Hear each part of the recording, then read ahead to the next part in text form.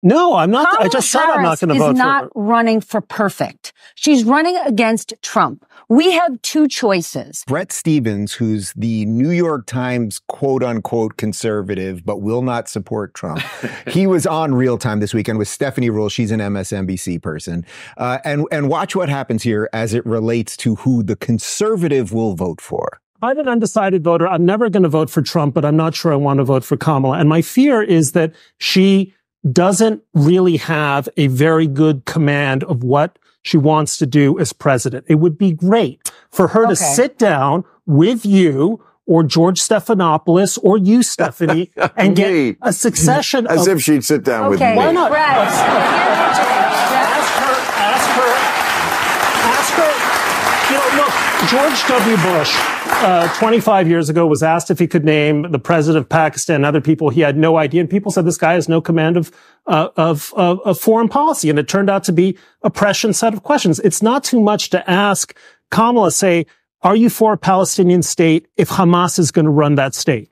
Okay. Yes or no? And let's say you don't like her answer. Are you going to vote for Donald Trump? No, I'm not. Kamala I just said I'm not going to vote Harris is not running for perfect. She's running against Trump. We have two choices. And so there are some things you might not know her answer to.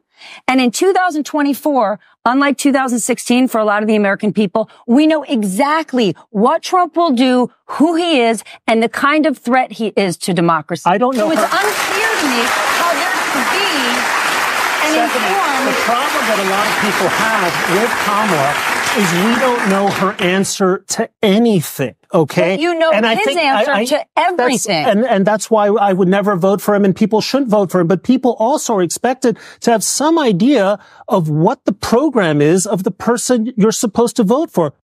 We should have had Clay and I just in a separate box in there because we're both smacking our heads at the exact same time. I know. So the reason I wanted to show that clip is sort of the reverse of what we were talking about before, where it's the Democrat voter that just needs the machine. Bret is brought on there. Again, he's a New York Times conservative, so that basically means he's not really a conservative. But basically saying he will not vote for Trump under any circumstances, but in essence could vote for her. How is it possible you could be remotely conservative, believe in capitalism, believe that boys and girls are different, believe that you should have a border or anything that would make sense to us, and perhaps vote for Kamala Harris? I don't even understand what the fear of Trump is. And I mean that as a logical, analytical, reasonably rational, and I like to think somewhat intelligent adult. I think it's parties. I think that's the answer. You don't go to the parties that he wants to go to in New York and LA. Oh, that's certainly true, right? I don't go to them either. And if I have to walk into a party and apologize for who I'm voting for president, that sounds like the worst party ever. Unless it's P. Diddy's party, but who knows what's going on we'll there. Get to that. We'll get to that in a little bit. But I honestly, so the last time I saw Trump in person, Buck and I, we do the show. We interviewed Trump at Mar-a-Lago. Both of our wives were there. When we finished, Trump said, hey, you guys have to hang along, like gave his finger a wave, and he said, make sure we get these kids milkshakes for their drive back to Miami. We have the best milkshakes in Mar-a-Lago, right? And I have now been fortunate, I'm sure you have too, to meet Trump a lot of times.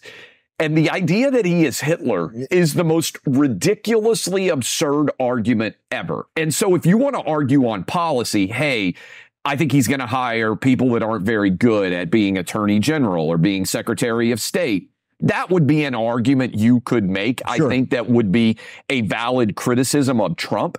He wants to have a more secure border. He wants lower crime.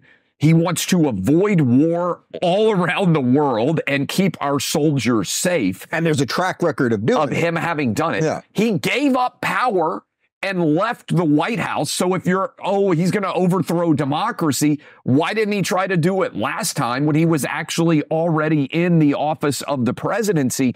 I legitimately just sit around and say, other than your own insecurities and intellectual failures, there is no evidence that Trump is actually a danger.